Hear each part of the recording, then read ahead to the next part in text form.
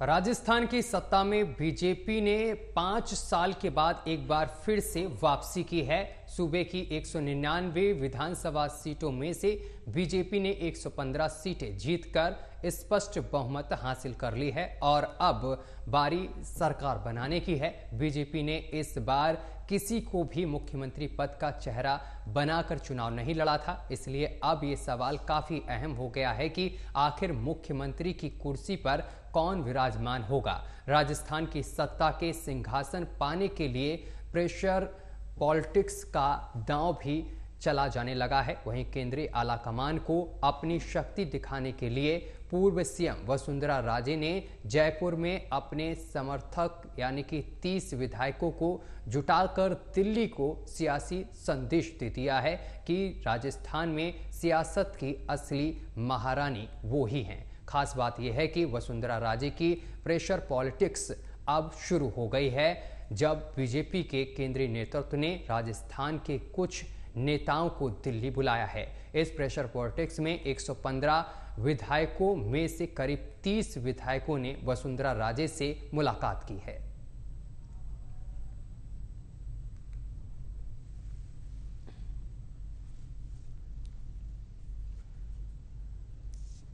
और इस खबर पर हमारे संवाददाता मनोज शर्मा हमारे साथ जुड़ गए हैं सीधा जयपुर से।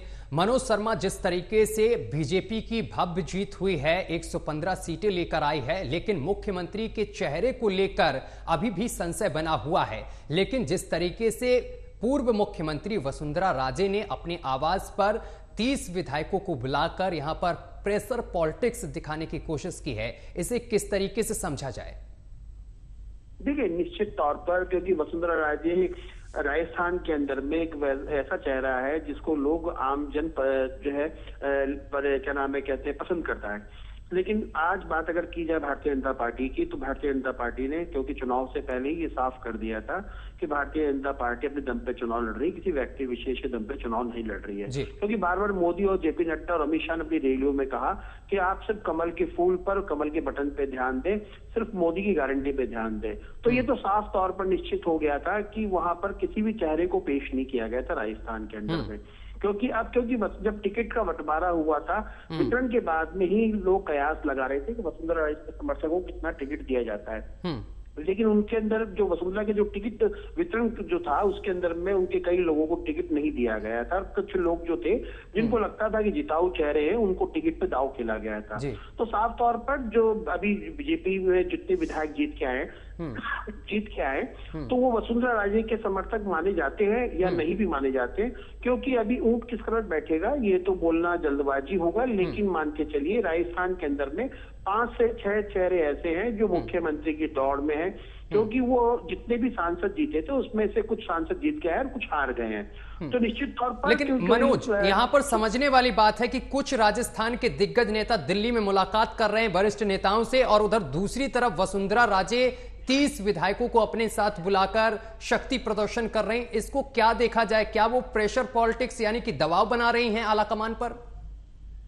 बिल्कुल, निश्चित तौर पे बिल्कुल साफ आपका सवाल बहुत अच्छा है, क्योंकि राजस्थान के अंदर वसुंधरा राजे, जैसा कि मैंने पहले कहा कि वसुंधरा राजे अपने आप में एक बहुत बड़ा नाम है, क्योंकि वो मुख्यमंत्री की दावेदारी के अंदर में। लेकिन भारतीय जनता पार्टी के ऐसे नेता हैं जो उन्हें मुख्यमंत्री के तौर पर पसंद नहीं करते हैं, क्योंकि उनके एंटी इनकम्बेंसी के चक्कर में ही पिछली बार सरकार चली गई थी।